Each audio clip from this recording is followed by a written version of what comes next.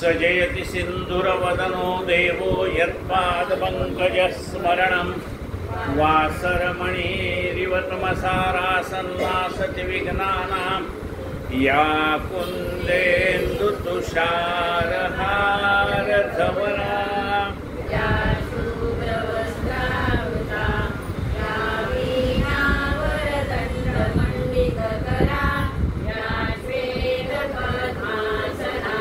या ब्रह्माच्युत शंकर प्रभृतिवीर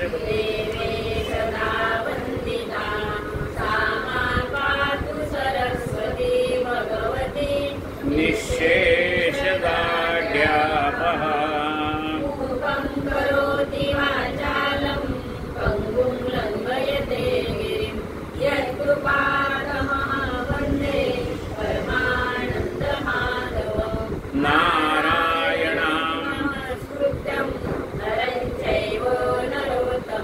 देवी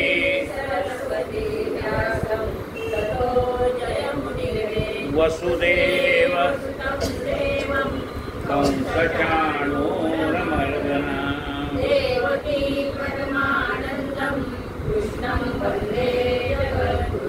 गुरुर्ब्रह्मा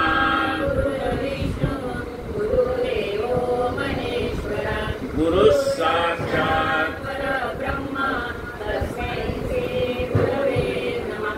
श्रोता वक्ता श्रीराम समर्थ जय जय रघुवीर समर्थ।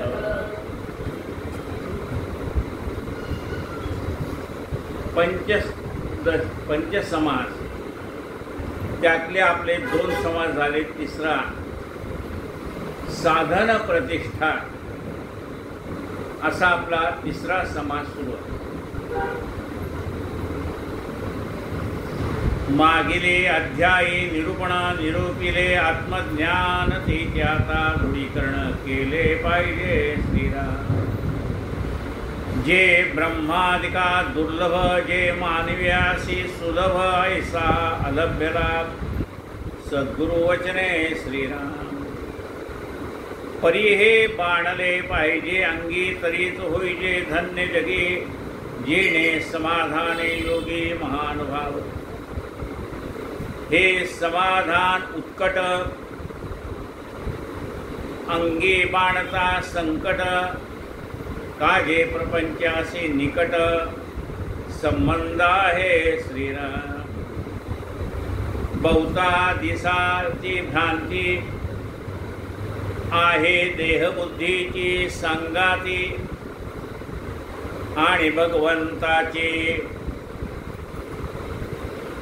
प्राप्ती सांप्रत झाले श्रीराम। अनंत जन्मीचा काट जडला अभ्यासची पडून गेला तो तितकाही झाडीला पाहिजे। सकळ सृष्टीचा दंडक लोभे व्यापला एक एक तयामध्ये हा विवेक आठवे रकायचा श्रीराम। इथपर्यंत आपण काल आलो।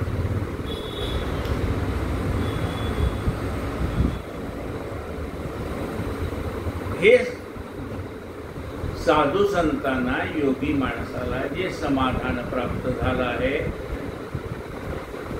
ते समाधान आपल्याला का प्राप्त होत नाही असा साधकाचा प्रश्न। ते म्हणाले हे समाधान प्राप्त होण्याच्या आड जे संकट आहे ते संकट म्हणजे अनेक जन्माचा अनंत जन्मीचा काट जडला अभ्यासाची पडून गेला। अनेक जन्माचा हा अभ्यास आपल्याला आहे की देह म्हणजेच मी। म्हणून तर आपण ज्या सवया म्हणतो त्यातली एक सवय अशी आहे की 184 फिरलो परी कोठेन सुखला झालो दैवयोगे आलो शरण समर्थासी। समर्थे समर्थ करावे तरीच समर्थ म्हणवावे ब्रीद आठवणे स्वभावे करणे ते करावे श्रीराम. याच्यामध्ये तो साधक हेच सांगतो, तुम्ही 184 योनी फिरून आलोय, कोठेन सुख लागलो पण मला कुठं सुख मिळालं नाही. मग का मिळालं नाही? तर ही जी देहबुद्धी आहे ती 184 योनी फिरून मिळालेला जो हा नरदेह आहे, या नरदेहामध्ये सुद्धा ही अजून तुझी वृत्ती गेलेली नाही, देह म्हणजेच मी, आणि त्यामुळे हे समाधान तुला प्राप्त होत नाही. नुसता देह म्हणजे मी असं होत नाही. या देहाच्या संबंधी जे ते माझेच आहे, त्यांच्यासाठी मला सगळं करायला पाहिजे, असा हा अभ्यास जन्मोजन्मीचा आपल्याला घडलेला. आपुला संसार करता जीव सर्व काळ दुच्छिता. आता हा देह माझा म्हणजे देहबुद्धी ती अजून गेलेली नाही. त्यातनं तो म्हणतो हा प्रपंच सुद्धा माझा आहे, आणि हा प्रपंच माझा म्हणताना त्या प्रपंचासाठी लागलेलं सगळं करण्यासाठी आपला दिवस कसा उजाडतो आणि कसा मावळतो ते कळत. जीव सर्व काळ दुश्चिता. जीव सारखा दुश्चित राहतो, एके ठिकाणी मन स्थिर होत नाही. आणि यामुळे काय झालं? हे प्रपंचामध्ये सगळं मन गुंतलेलं असल्यामुळे देवाकडे दुर्लक्ष झालं. म्हणजे ज्या कारणासाठी भगवंताने आपल्याला हा मनुष्य जन्म दिलेला आहे ते मुख्य कारण राहिलं बाजूलाच. मुख्य कारण काय आहे? भगवंताची प्राप्ती हेच मुख्य कारण आहे. ते कारण राहिलं बाजूला, आणि हा मनुष्य प्रपंच करता करताच त्याचं आयुष्य निघून गेलं. त्यामुळे अंतर कुणाशी पडलंय? परमात्म्याशी म्हणजे भगवंताशी अंतर पडलंय, त्यामुळे दुःख आहे. तेने गुणे भगवंता अंतर पडले श्रीराम. जय जय रघुवीर. पण या प्राण्याला क्षणभर तरी विश्रांती आहे का? एक काम झालं की दुसरं एक नाही. म्हणजे मध्ये जसं आपल्या इकडे मंदिराचा उपक्रम असतात ना, 5:30 प्रवचन संपणार की लगेच 5:45 आरती की लगेच 5:45 आरती की लगेच 7:15 हरिपाठ की लगेच एका मागे लगेच प्रसाद. उमस आहे का? थोडी उसंत आहे का? तर उसंत नाही. तशी प्रपंचात सुद्धा थोडी उसंत नाही. का नाही? क्षणभरही प्राणियास माया घेऊन येजी उमस. ही माया आहे ना, ही माया त्या प्राण्याला क्षणभर सुद्धा शांत बसू देत नाही. मिथ्या लोभासाठी आयुष्य व्यर्थ गेले. मिथ्या लोभ केला, नाना गोष्टीचा लोभ केला, आणि ते लोभ म्हणजे एखाद्या गोष्ट मला हवी आहे असं वाटणं एवढ्या पुरता लोभ मर्यादित नसतो. ती वस्तू आपल्याला मिळतोवरच शांतता नसते. म्हणजे नुसता लोभ नाही, त्या लोभाची परिपूर्ती होईपर्यंत माणसाला विश्रांती म्हणजे मनाला विश्रांती नाही. मिथ्या लोभासाठी आयुष्य व्यर्थ गेले. उपाय होता दिसेना. मग यातनं काही मार्ग निघावा का नाही? उपाय होता दिसेना. का? प्रपंची गुंतली वासना. त्या प्रपंचात आपली वासना मन गुंतलेलं आहे. त्यामुळे जे प्राप्त करायला हे म्हणजे साधकाचा पहिला प्रश्न काय होता की त्या साधू संतांना जे समाधान मिळालं. बरं आपण बघितले हो, सगळे संत गरीबच होते ना. काय काबाड कष्टात त्यांचं आयुष्य गेलं. एखादे असे नाथ महाराजांसारखे ग्रंथराज म्हणतात, पण बाकीचे सगळे जर संतांचं चरित्र पाहिलं तर काबाड कष्टातनच त्याने जीवन जगलेलं आहे. पण एवढं काबाड कष्टात सगळं मनाविरुद्ध घडलेलं असताना त्यांना समाधान आहे. आणि आमच्याकडे सगळं असून समाधान नाही. त्यांच्याकडे नसून समाधान आहे आणि आमच्याकडे असून समाधान नाही. तेने गुणे समाधाना अंतर पडे. प्रपंचामध्ये वासना गुंतलेली असल्यामुळे आम्हाला समाधान प्राप्त होत नाही.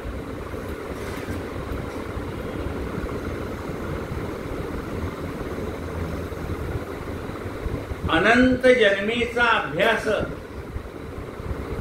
तोचे आता निजे ध्यास लागला अक्षे. बघा, अनंत जन्मीचा हा अभ्यास आहे. काय अभ्यास आहे? आपला प्रपंच बरा आणि आपण बरा आहे का नाही अभ्यास अनंत जन्मीचा. ज्याची त्याला प्यार कोठडी, कोठडी तले सखे सौंगडी, हात कडीची अवजड बेडी, प्रिय हो ज्याची त्याला जो आला तो गेला. कसा गेला? भगवंताची प्राप्ती न करताच गेला. अनंत जन्मेचा अभ्यास तोचे आता निज ध्यास लागला असे जगदीश केवी घडे. मग याच्यामध्ये जर तुम्ही गुंतत पडलात तर तो परमात्मा कसा प्राप्त व्हायचा? पण तो प्राप्त झाल्याशिवाय समाधान प्राप्त होत नाही.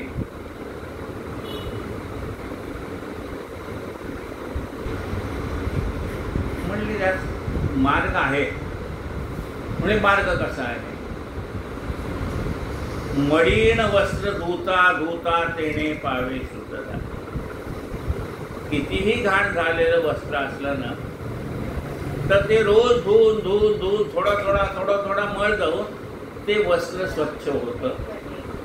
तसं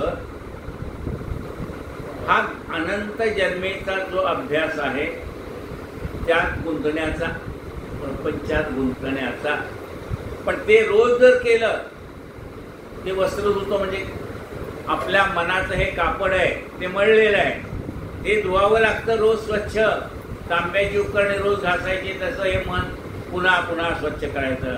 म्हणून प्रवचन आहे, म्हणून कीर्तन आहे, म्हणून सत्संग आहे, म्हणून वाचन आहे, जप आहे. त्याने हे मनाचं कापड हळूहळू हळूहळू स्वच्छ होतं.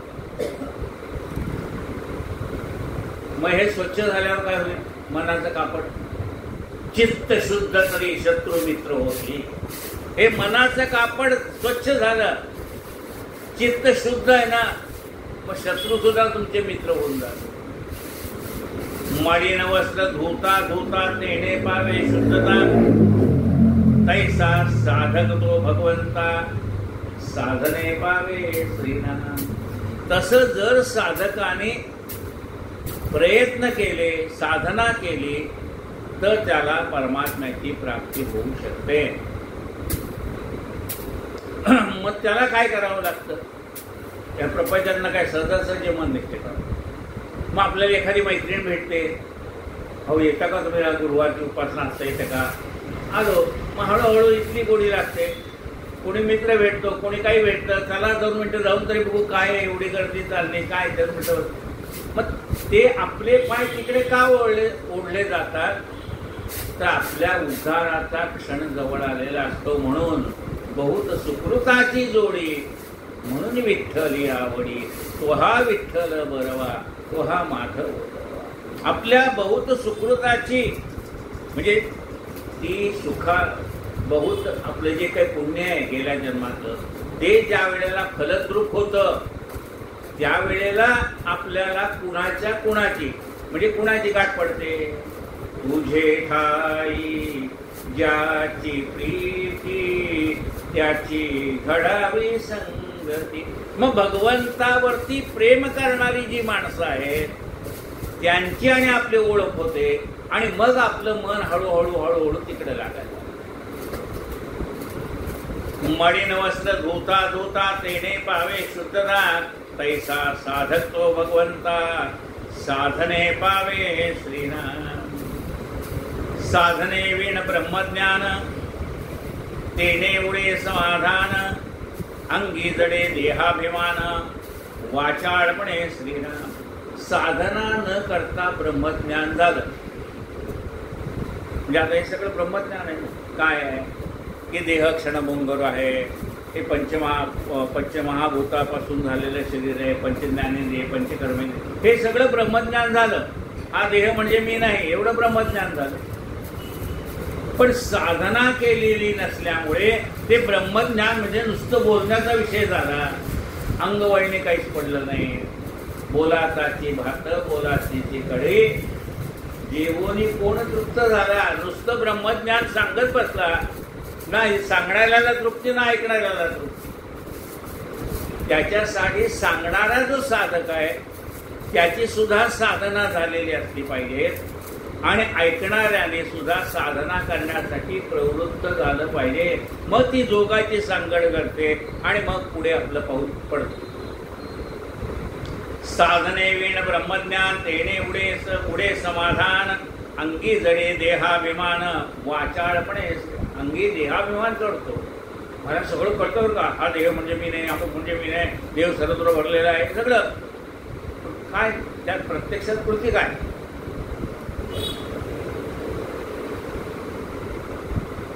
साधने वीण ब्रह्मज्ञान तेने उडे समाधान अंगी जडे देहाभिमान वाचाळपणे श्रीराम. शब्दज्ञान हाता आले ते सिद्ध ऐसे कल्पले बळेचे धारिष्ट धरले सिद्धपणाचे. आता साधना न करता ब्रह्मज्ञान या माणसाला प्राप्त झालंय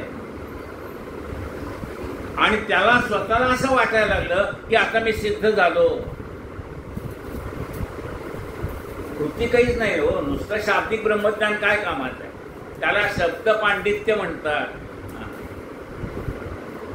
शब्दज्ञान हाता आले मी सिद्ध ऐसे कल्पले बडे धारिष्ट धरले सिद्धपणाचे श्रीराम. सिद्ध झाला असं त्याला स्वतःला वाटायला लागलं. मग तो काय म्हणतो, आता मला साधना करण्याची काय आवश्यकता? अरे अजून तू सिद्ध झालाच नाही आणि मग तू साधना सोडून दिलीस. एवढे देवादिदेव शंकर सुद्धा साधना करतात. त्यांच्या हातात जपाची माळ. स्वामी समर्थ सगळ्या अनंत कोटी ब्रह्मांड नायकाचा स्वामी आहे, त्याच्या हातात माळ आहे. हा एवढं झालं की थोडं काही झालं की ह्याला वाटतं मी सगळं झालोच, आता मला काही करायची आवश्यकता नाही. शब्दज्ञान हाता आले मी सिद्ध ऐसे कल्पले बळेचे धारिष्ट धरले सिद्धपणाचे श्रीराम. ते धारिष्टांती उडाय प्राणी महासंशयी पडे शिखी जन्म मृत्यू घडे भोगणे संशय श्रीराम. आणि असं म्हणजे सिद्धपण आलेलं नसताना मी सिद्ध झालोय असं समजून त्यांनी साधना सोडून दिली तर तो जन्म मृत्यूच्या फेऱ्यातनं बाहेर पडत नाही. स्वतःला सिद्ध समजत असला तरी पुन्हा जन्म मृत्यूच्या फेऱ्यात पडतो. म्हणून जाणते पुरुषे सांडू नये साधनेची. म्हणून जाणत्या माणसाने आपली साधना सोडू नये. आता बघा ज्ञानेश्वर माऊली म्हणा, संत तुकाराम महाराज म्हणा, रामदास स्वामी म्हणा, जे जे कोणी अधिकारी पुरुष होऊन गेले त्यांनी साधना सोडली आहे का? हातामध्ये अखंड नामस्मरण आहे, त्याच्या मुखामध्ये नामस्मरण आहे. ते म्हणले का आता देव मला भेटलाय, आता मला पंढरपूरच्या यात्रेत जायचं काय कारण आहे? म्हणले का नाही, माझ्या जीवीची आवडी पंढरपुराने गुढी पांडुरंगी मन रंगले. म्हणजे जरी त्यांना आत्मस्वरूपाचं ज्ञान झालेलं असलं तरी त्यांनी साधना सोडलेली नाही. आणि याला काही नाही, नुसतं शब्द ज्ञान झालं तरी हा सगळं सोडून बसला. म्हणून जाणते पुरुषे सांडू नये साधनासे नाडू नये आपणासे सिद्धपणे सर्वदा श्रीराम. म्हणून साधकाने आपण सिद्ध झालोय असा वृथा अहंकार बाळगू नये. जसा मनुष्य आयुष्यभर विद्यार्थी असतो ना तसा साधक सुद्धा आयुष्यभर साधकच असतो. त्याला दरवेळेला काहीतरी नवीन समजून घ्यायचं असतं, जिज्ञासा आहे, ज्ञान ग्रहण करायचं असतं त्याला. म्हणून असं म्हणतो, जो म्हणे मी सर्व जाणे त्याला काहीच कळलं नाही असं समजावं. ज्याला वाटतं ना मला सगळं कळलंय त्याच्या शिष्याने समजून जावं ह्याला काहीच कळलेलं नाही अजून. ज्याला सगळं कळलंय तो कशाला सांगतोय मला कळलंय म्हणून.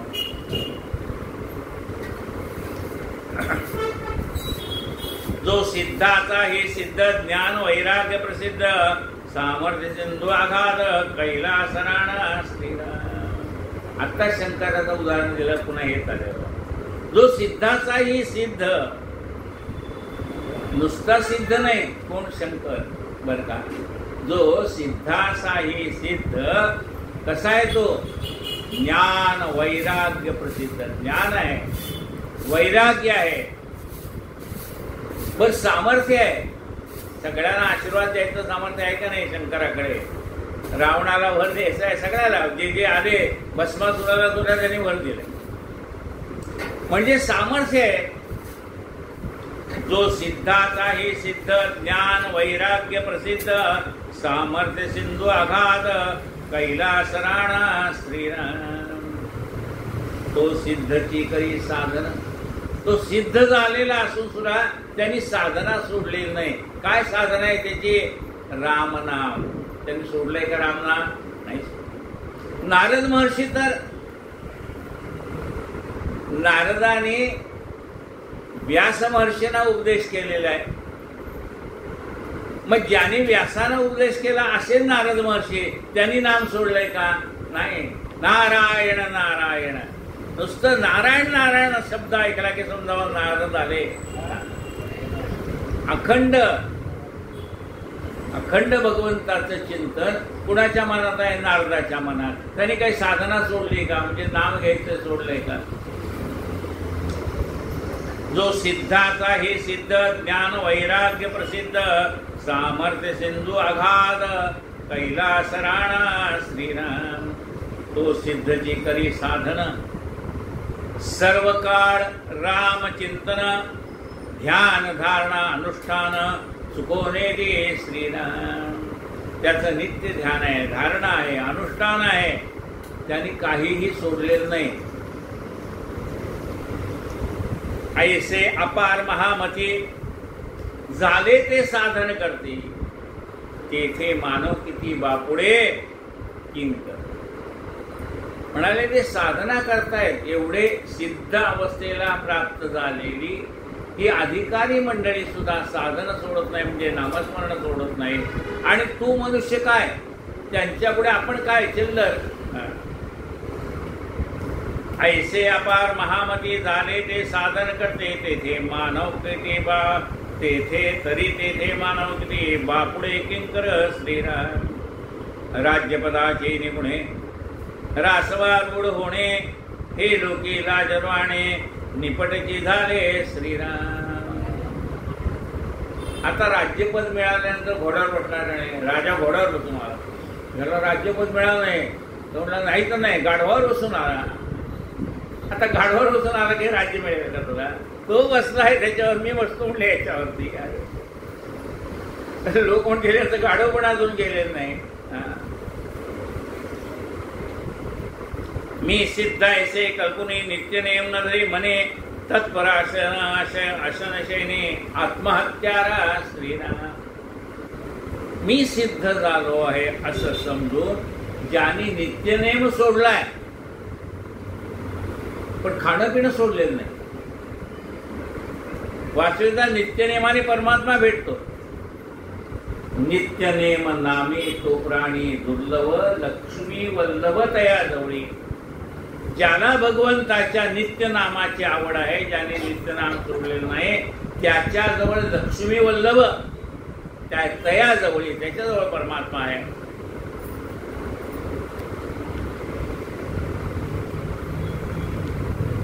अज्ञाने भाव पालटला देवाचा पाषाण झाला. अज्ञाने संत सज्जनाला भौतिक भावे श्रीराम. अज्ञान आहे तो काय म्हणतो, अहो देव म्हणजे निर्गुण निराकार, तुम्ही त्या दगडाची काय पूजा करता? अरे या सगुण मूर्तीची पूजा करूनच निर्गुणाची प्राप्ती होते हे त्याला कळत नाही. त्याला एवढं कळतं की परमात्मा निर्गुण निराकार आहे. आणि पण परमात्मा निर्गुण निराकार आहे, तो जर चराचराला व्यापून आहे तर तो या मूर्तीमध्ये सुद्धा असणार आहे, हे त्याला ज्ञान होत नाही. तो म्हणतो तुम्ही दगडाची पूजा कशाला करता. अज्ञाने भाव पालटला, देवाचा पाषाण झाला.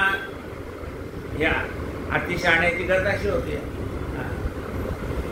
अज्ञाने संत सज्जनाला भौतिक भावी, अज्ञानामुळे संत सज्जन जे आहेत त्यांना तो आपल्यासारखी सामान्य माणसं मानतो. ज्ञानेश्वर माऊली म्हणजे काय आपल्यासारखे सामान्य आहेत. विष्णूचा अवतार तो हा माझा ज्ञानेश्वर. म्हणजे परमात्म्याचे अवतार आहेत संत मंडळी. आम्ही आलो याचं कारण असे, असं संतांनी स्पष्ट सांगितलंय.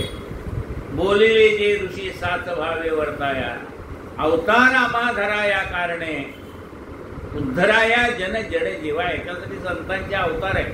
आणि त्याला असं वाटतं तेही माणसं आहेत, आम्ही पण माणसं आहेत. फरक काय. जप कोणाचा करावा, नेम कोणाचा धरावा, सर्वात्मा भरावा, कोण सद्गुरु श्रीराम. मग पुन्हा साधकाने प्रश्न केला. बरं म्हणाले, म्हणजे आता तुम्ही म्हणतात त्याच्यावर आम्हाला कळलं. साधक कोणाला सांगतोय, सद्गुरु. काय सांगतोय, महाकाळ. हे एवढे अधिकार संपन्न झाले तरी सुद्धा त्यांनी नामस्मरण सोडलं नाही, हे आम्हाला आता तुमच्या सांगण्यावरनं कळलं. मग सांगा म्हणजे जप कशाचा करू, कोणाचा करू. जप कोणाचा करावा, नेम कोणाचा धरावा, सर्वात्मा भजावा, कोण सद्गुरु श्रीराम. सर्वाच्या अंतर्यामी परमात्मा आहे, मग आम्ही सद्गुरु कोणाला मानावं. स्वये धर्म न करते, उडीला असे वेडा लाविते, भेद गेला नाही म्हणते, वाचाळ ज्ञाने श्रीराम. सद सोडून उपाधी, ते तयाशी नेमस्तवाधी, म्हणून या भजन विधी चुकवून द्यावा श्रीराम. जे स्वतः धर्माचं आचरण करत नाही आणि लोकाला सांगतात आम्ही करत नाही तुम्ही करू नका, आम्ही एकादशी करत नाही तुम्ही करू नका, आम्ही देवाचं नाव घेत नाही तुम्ही घेऊ नका, स्वतः काही करत नाही आणि जे करतायत त्यांना करू नका म्हणून सांगायचं. बघा काय म्हणताय. स्वये धर्म न करती, उडीला असे वेढा लाविती, भेद गेला नाही म्हणती, वाचाळ ज्ञानी. म्हणजे भेद अजून गेलाच नाही, सगळ्यामध्ये भेदाभेद आहे असंच ते मानतात. त्याला वाचाळ म्हटलेलं आहे. सहज सोडून उपाधी, ते तयासी नेमस्त बाधी, म्हणून या भजन विधी चुकवून द्यावा श्रीराम. ते स्वतःला आत्मज्ञानी समजत असल्यामुळे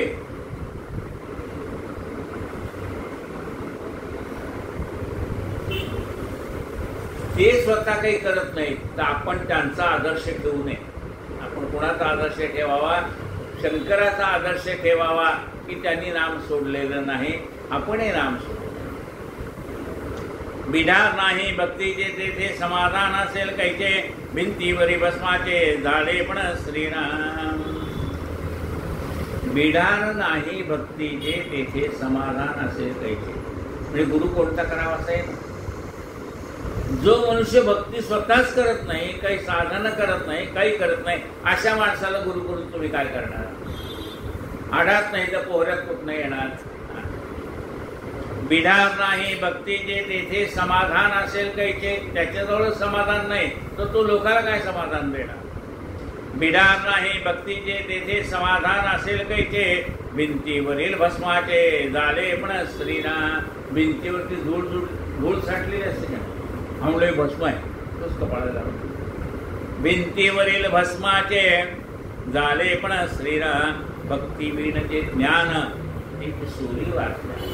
ज्ञान नुसतं काय काम आहे, भक्ती सहित ज्ञान पाहिजे. बघा संतांनी सुद्धा देवाला काय मागितले, भक्ती प्रेमा विण ज्ञान नको देवा.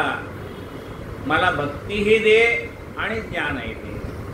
म्हणून भक्तीही पाहिजे, नुसतं ज्ञान कामाचं नाही. भक्ती वीण जे ज्ञान तेची सोलिव अज्ञान, जेणे काही समाधान होणार नाही श्रीराम.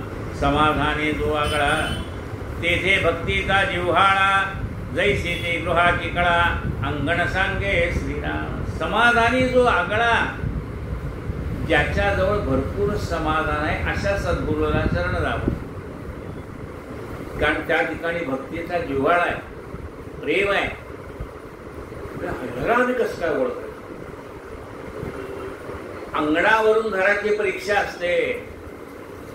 ज्याचं अंगण स्वच्छ आहे, झाडलेलं आहे, सडा टाकलेला आहे, रांगोळी घातलेली, दारामध्ये तुळशी वृंदावन आहे, त्याच्याजवळ दिवा लावलेला आहे, हे अंगण पाहून आतल्या माणसावर काय संस्कार आहेत ते कळतात. तसं साधूला ओळखण्याची खूण आहे. जो साधना करतो, अखंड नामामध्ये रमून गेलेला आहे, तो साधक. समाधानी जो आगळा दे भक्तीचा जिव्हाळा, जैसे ते गृहाची कळा अंगण सांगे श्रीराम. भक्ती वीण देव जोडे ऐसे कल्पांती नगरे.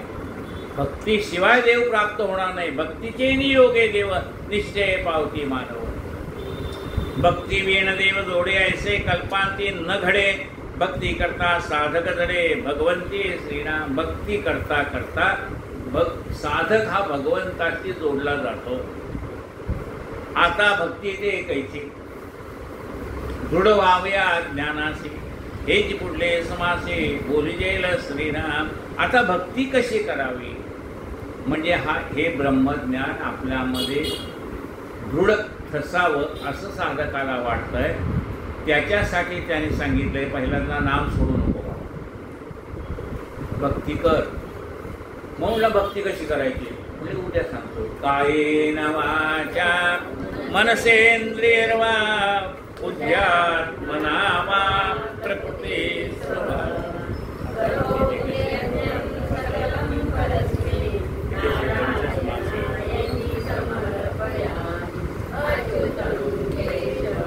राम नारायण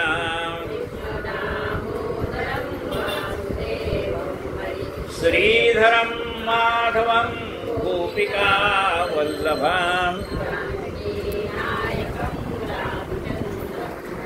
हरे राम राम राम हरे हरे.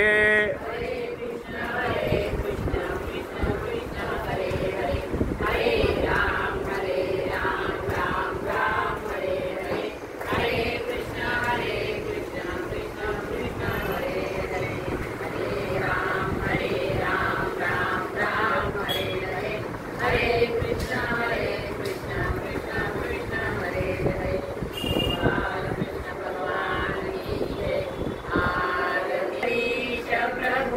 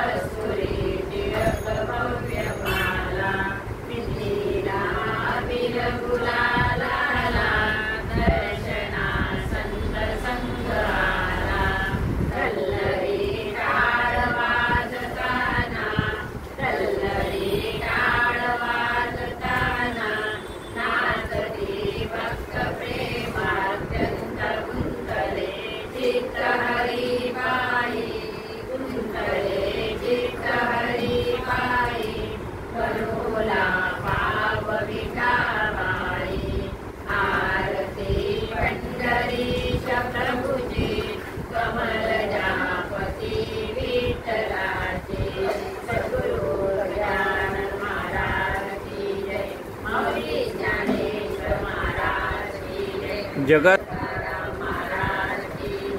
जय जय रघुवीर सम